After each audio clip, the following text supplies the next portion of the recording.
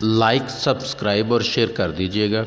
تشبیہ پہ پہلے بھی میری ویڈیو اپلوڈ ہو چکی ہے اور اس سے کچھ زیادہ ڈیٹیل سے اب ہم دیکھیں گے، اور اس کے بیسک پوائنٹ جو ہیں وہ آپ دیکھ سکتے ہیں۔ وہ پہلے بھی میں اس پر ایک ویڈیو بنا کے اپلوڈ کر چکا ہوں، تو اس کا لنک میں ڈسکرپشن میں دے دوں گا، وہ بھی دیکھ لیجیے گا۔ سادہ اور عام زبان میں ہم کہہ سکتے ہیں جب کسی ایک شے کو کسی دوسری شے سے مناسب خوبی اور خامی کی بنا پر کسی دوسری چیز سے مشابہ قرار دیا جائے یا اس جیسا کہا جائے تو اسے تشبیہ کہتے ہیں۔ یعنی کہ ایک چیز کو کسی خوبی یا خامی کی وجہ سے کسی دوسری چیز جیسا کہنا، اب جیسا کہنا اسے ہم تشبیہ کہتے ہیں۔ اور تعریف اگر آپ سننا چاہیں تو یہ دیکھیں، تشبیہ کے معنی مثال دینے کے ہیں۔ اصطلاح میں کسی چیز کو مشترک خوبی، صفت یا کوئی بھی خامی اس کی بنا پر کسی دوسری جیسا کہا جائے گا، اس کی مانند قرار دیا جائے گا تو تشبیہ کہلائے گا۔ جیسا کہ میر کا یہ شعر ہے، نازکی اس کے لب کی کیا کہیے، نازکی اس کے لب کی کیا کہیے، پنکھڑی ایک گلاب کی سی ہے۔ تو اب اس میں آپ دیکھیں کہ نازکی اس کے لب کی، یعنی کہ اس کے ہونٹوں کی جو نزاکت ہے اس کو تشبیہ دی گئی ہے، پنکھڑی ایک گلاب کی سی ہے، تو گلاب کی پنکھڑی سے تشبیہ دی گئی ہے۔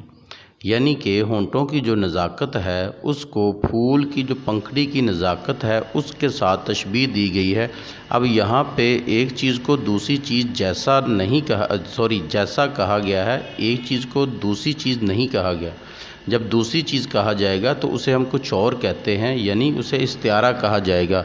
اور استعارے پہ بھی میری ویڈیو ایک اپلوڈ ہو چکی ہے، اس پر مزید ویڈیو ایک اور آئے گی اور اس کا بھی لنک میں ڈسکرپشن میں دے دوں گا۔ آپ وہاں سے جا کے استعارہ کو بھی مکمل پہچان اور اس کو جان سکتے ہیں، اس کی پہچان بھی سمجھ سکتے ہیں۔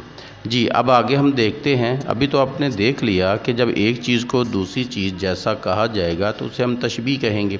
اب ہم مزید دیکھتے ہیں کہ اس کے ارکان کیا ہیں، اس کے کچھ ارکان ہوتے ہیں، وہ ہم دیکھتے ہیں کہ وہ کون سے ہیں۔ ارکان تشبیہ 5 ہوتے ہیں، جن میں سب سے پہلے مشبہ، اور اس کے بعد ہے مشبہ بہی۔ اب مشبہ بے بھی اس کو پڑھا جا سکتا ہے، لیکن لاسٹ پہ جو ہے بے کے بعد ہے، اس کے نیچے کھڑی زیر ہوتی ہے، تو اس لیے اس کا اصل تلفظ ہے مشبہ بہی۔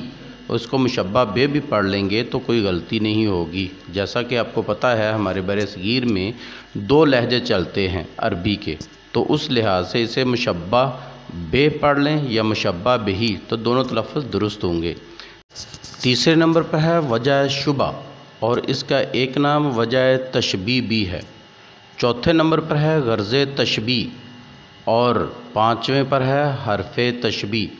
حرف تشبیہ کو ادات تشبیہ بھی کہا جاتا ہے۔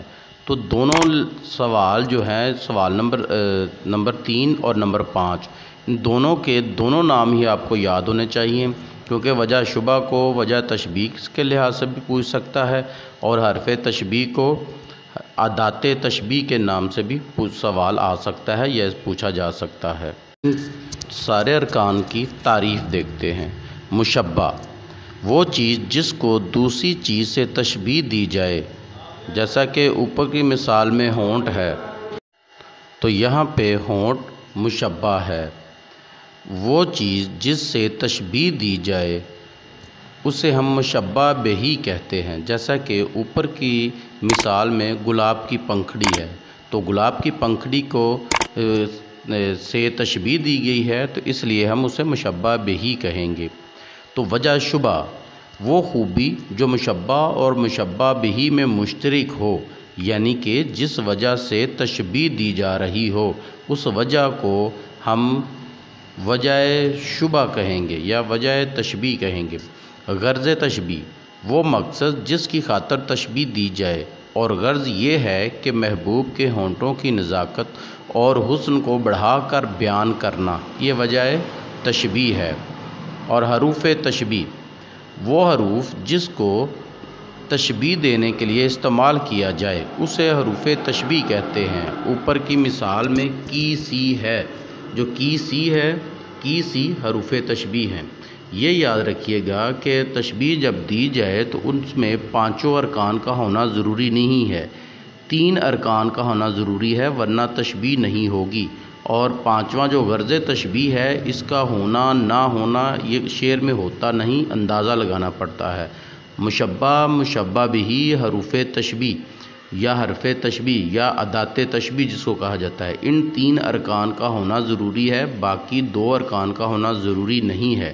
اسی لیے انہی کی بنیاد پر ہی تشبیہ ہوگی، اگر ان تینوں میں سے ایک رکن بھی نہ ہوگا تو تشبیہ نہیں ہو سکتی۔